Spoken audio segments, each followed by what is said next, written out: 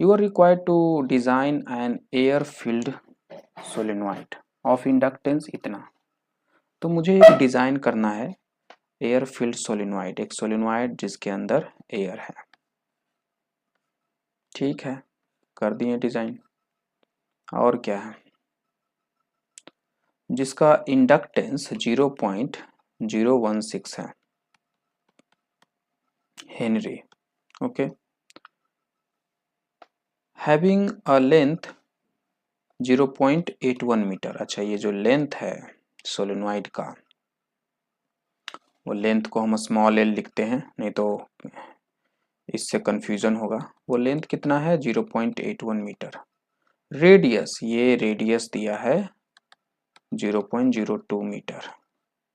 The number of turns in the solenoid वो should be. अच्छा, तो कितने टर्न्स रखना चाहिए, सब चीज दे दिया है, तो कितने टर्न्स रखना चाहिए, बहुत ही सिंपल क्वेश्चन है।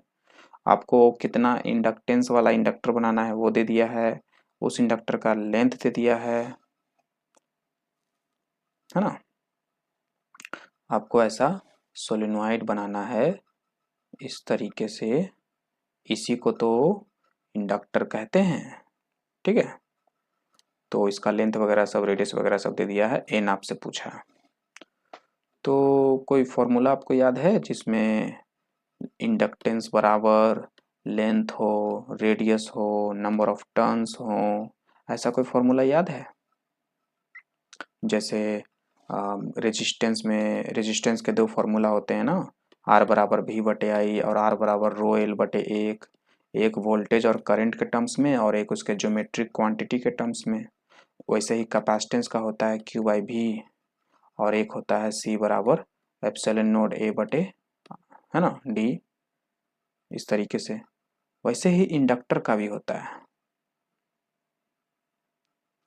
ईएमएफ बराबर L D I by D T होता है। ज्योमेट्रिकल फॉर्मूला क्या होता है इंडक्टर का, तो समझिए बात को। यहाँ पे अभी अभी जो हम बताएं, ईएमएफ बराबर L D I by D T होता है ना। तो ईएमएफ को हम D phi by D T लिख सकते हैं, डी टी से डी टी खत्म, तो यहाँ पे हम लिख सकते हैं डी फाई बराबर L D I. Okay, change in flux is equal to L D I. अब इसमें हम ये जो इंडक्टर में है उसमें फ्लक्स चेंज होगा, फ्लक्स चेंज होगा तो इसमें करंट प्रोड्यूस होगा, और वो करंट कितना होगा, डी आई। और ये एल क्या है, कांस्टेंट। वही, यही कांस्टेंट इस इंडक्टर का इंडक्टेंस है। ठीक है, चेंज इन, किसी भी सोलेनॉइड में आप फ्लक्स चेंज करोगे तो करंट प्रोड्यूस होगा, जैसा फ्लक्स चेंज करोगे वैसा ही करंट बनेगा। ये तो सिंपल सी बात है। और ये मुझे रिलेशन कहाँ से मिला, ये फैराडेज लॉ से। फैराडेज के नियम से हमें पता है ईएमएफ बराबर होता है D phi by D T. Okay, और किसी सोलेनॉइड में ईएमएफ होगा तो D I by D T, current उसमें बढ़ेगा टाइम के साथ। तो ये आपको रिलेशन याद रखना है, ईएमएफ बराबर L D I by D T. या आपको डायरेक्ट ये याद रखना है कि फ्लक्स चेंज करोगे तो डी आई होगा। अगर आपको ये याद है तो यहाँ से ये पहुँच सकते हो, और अगर आपको ये याद है तो यहाँ से ये पहुँच सकते हो। ठीक है, तो डी फाई बराबर एल डी आई, थोड़ा तो ये आपको याद करना ही पड़ेगा। अब इसमें जो फ्लक्स चेंज हो रहा है वो कैसे हो रहा है, हम इस फ्लक्स जो क्वांटिटी है, चेंज इन फ्लक्स, इसको हम ज्योमेट्रिकल क्वांटिटी से रिप्लेस करेंगे। तो इसमें किसी का मैग्नेटिक फील्ड होगा, समझिए बात को। फ्लक्स के जगह पे क्या लिखेंगे, बी ए कॉस थीटा, है ना, एल डी आई।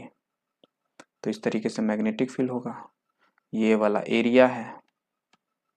ठीक है, ये मैग्नेटिक फील्ड और एरिया के बीच 0 डिग्री है ना, लगभग 0 डिग्री है ना। यहाँ से निकलना स्टार्ट हुआ ना, लगभग पहले तो स्ट्रेट ही होता है, फिर ऐसे करके निकलता है ना, तो 0 डिग्री। यहाँ पे इस पॉइंट पे तो सामने ही होता है ना, फिर धीरे धीरे टेढ़ा होता है, तो 0 डिग्री। तो ये लिखना बेकार है, ये इसका वैल्यू 1 हो गया। बी ए, अब समझिए इसके अंदर जो मैग्नेटिक फील्ड है वो कितना है। तो सोलेनोइड के अंदर मैग्नेटिक फील्ड कितना होता है। सोलेनोइड के अंदर ये होता है मैग्नेटिक फील्ड, ये सब आपको याद रखना पड़ेगा। इसको हम लोग मोनी बोलते हैं, इसको एम बोलते हैं, MONI, मोनी। ओके, इस तरीके से नाम याद नाम याद रखिएगा। तो बी मेरा कांस्टेंट है ना। इस सोलेनोइड के अंदर सेंटर के पास की हम बात कर रहे हैं, तो उस जगह पे मैग्नेटिक फील्ड इधर होता है और एरिया वेक्टर भी इधर होता है। थीटा 0 है, तो ऐसा कर सकते हैं 1 हो गया। और मैग्नेटिक फील्ड मोनी, म्यू नोड NI DA बराबर LDI। अब बताइए, एक मिनट, सब बाहर नहीं निकालना पड़ेगा, निकालना नहीं है मुझे। मैग्नेटिक फील्ड की जगह पे लिखेंगे ये एरिया LDI। ये जो एरिया है किसका एरिया है, इस कॉइल का है ना। तो ये कांस्टेंट है, बाहर निकालेंगे। और DI बराबर LDI से DI, तो हमें क्या मिला, L बराबर म्यू नोड NA। समझ में आई बात। और एक चीज, जैसे यहाँ पे हम लिखे EMF बराबर d∅dt, एक्चुअल में N d∅dt होता है। और ये N क्या है, ये number of turns of coil, तो यहाँ पे N लगा रहेगा, N। ठीक है, ये number of turns per unit length है और ये नंबर ऑफ टर्न्स है। तो हम यहाँ पे नंबर ऑफ टर्न्स ऑफ जो कॉइल है यूनिट लेंथ, तो मान लेते, तो हम लोग यहाँ पे कैपिटल N लिखे हुए हैं, माने हुए हैं कि टोटल लेंथ है कैपिटल N है। तो हम इस स्मॉल n के जगह कैपिटल N बटे L लिखेंगे, तो ये n के साथ स्क्वायर हो जाएगा। तो ये हो गया इंडक्टेंस। ओके, एक मिनट, टोटल लेंथ को हम स्मॉल l लिखेंगे, नहीं तो कन्फ्यूजन होगा। तो ये है आपका इंडक्टेंस। ठीक है, अब आप यहाँ पे वैल्यू रखिए, आपको इंडक्टेंस दिया है, स्मॉल लेंथ आपको दिया हुआ है, रेडियस दिया हुआ है, तो एरिया निकाल लोगे यहाँ से पाई आर स्क्वायर करके। तो बार बार हमें कैपिटल ए लिख देते हैं। ये आपको दिया है, एरिया दिया हुआ है, एरिया कैसे निकालोगे, पाई आर स्क्वायर करके, आर दिया हुआ है। और म्यू नोड आपको पता है, म्यू नोड बराबर होता है 4 पाई इंटू 10 के पावर -7। तो ये वैल्यू रखो। इंडक्टेंस आपको दिया हुआ है ना। तो सब दिया हुआ है, वहां से एन स्क्वायर आपको निकल जाएगा, सिंपल सी बात है। ठीक है, चलिए, एन स्क्वायर बराबर LL बटे mu node area. Capital L कितना दिया हुआ है, एक मिनट, ये सारे डेट कितना है, 0.016, 0.016। लेंथ कितना है, 0.81, 0.81 बटे म्यू नोट कितना है, 4 पाई इंटू 10 के power -7। Area pi, R square, R कितना है 0.02, 0.02। तो देखिए हमने यहाँ पे एक मिस्टेक कर दिया, पाई आर स्क्वायर, आर को स्क्वायर करना चाहिए ना, ये नहीं किए। चलिए फिर से इसे कैलकुलेट करते हैं।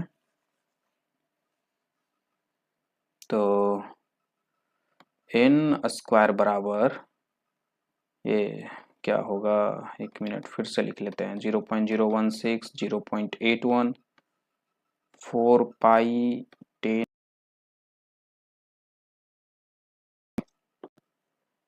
10 के पावर -7 इंटू पाई 0.02 का स्क्वायर। तो ये स्क्वायर इधर आएगा तो रूट हो जाएगा। और अब देखिए इसके अंदर बहुत सारे ऐसे नंबर हैं जो बेचैन हैं स्क्वायर रूट होने के लिए, है ना। 16 का स्क्वायर रूट इजिली हो जाएगा, 81 का स्क्वायर रूट इजिली हो जाएगा। तो बहुत सारे नंबर हैं जो इजिली हो जाएंगे। तो इसको हम ऐसे लिखते हैं, पॉइंट हटाएंगे तो नीचे लिखेंगे 1000, ये पॉइंट हटाएंगे तो नीचे लिखेंगे 100। बस 16 को बाहर निकालो 4, 81 को बाहर निकालो 9, और ये पाई स्क्वायर बाहर निकालो इसको, तो पाई 4 को बाहर निकालो 2, सब बाहर निकल गया। और कौन बचा 0.02 स्क्वायर को बाहर निकालो 0.02, ये भी हो गया। बचा क्या, ये देखो 3 2 5 पावर 5 और -7, तो कितना हो जाएगा पावर -2, उसको बाहर निकालोगे तो पावर -1, इसको ऊपर रख दो 10 हो गया है ना। और कुछ नहीं बचा, सब चला गया। तो बस अब देखिए इसमें क्या लिखा हुआ है, इसको सॉल्व करेंगे, पॉइंट हटाएंगे तो ऊपर 100 लिख देंगे। ये 2 दूनी 4 हो गया, 2 से 2 कट गया, तो बचा 9000 और नीचे बचा 3.14, लगभग 3 मान के काट दो तो कितना आया 3000। देखते हैं ऑप्शन कैसा है। ओके, तो देखिए एक ऑप्शन है बी, ध्यान से देखिए, और एक है, अच्छा सी भी है, बी भी है और ये डी भी है। अच्छा बहुत क्लोज क्लोज वैल्यू है, तो मुझे थोड़ा सावधानी से डिवीजन करना पड़ेगा, अप्रॉक्स लेना थोड़ा यहाँ पे दिक्कत देगा। तो 3.14, ओके ऐसा करते हैं, 9000 को पाई की जगह 22/7 लिख देते हैं, तो 9 से 63 हो जाएगा, 63,000, और इसको 22 से डिवाइड करते हैं, ठीक है। तो कितना हो जाएगा, 22 तिया 66 तो नहीं लगाएंगे, 22 दूनी 44, तो 13 में से 4 गया 9, 5 में 4 गया 1 0, ओके। फिर इसमें कितना लगाते हैं, 9 से लगा दें, 9 दूनी 18, 9 दूनी 18, 9 दूनी 18 11 तो में 1 दूनी 18 19, 198 हो जाएगा, ज़्यादा हो जाएगा, 8 से लगाते हैं, तो 8 दूनी 16, 8 दूनी 16 1 17, आप देख सकते हैं 28 आया, तो बस आगे करने की जरूरत नहीं है, 28, ऑप्शन बी इज करेक्ट।